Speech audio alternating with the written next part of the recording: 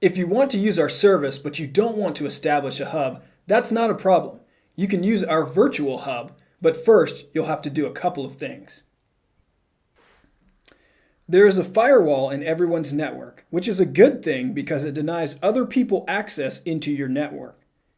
We will be using port forwarding to essentially poke a hole in the firewall and allow that specific device access to the network. The next image shows this in better detail. This image, courtesy of ipcent.com, gives a better portrayal of how port forwarding works. Each camera has its own IP address and its own port. This is important as each port will only allow one device to poke through the firewall and gain access to the network. Since we want to view the camera streams remotely with our phone, over on the right side of the image, we must use port forwarding. Simply doing a Google search of port forwarding will give you an abundance of resources on the topic, but I'm going to share one of the most helpful sites that I've found.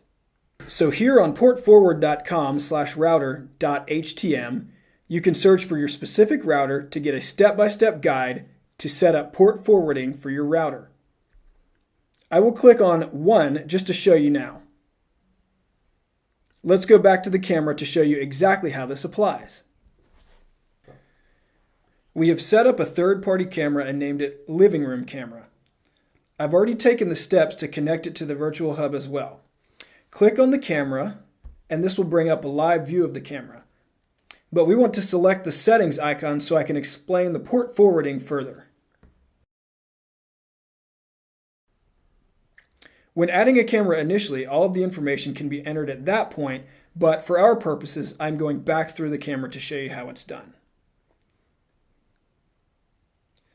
The first thing I want to point out is the video IP address.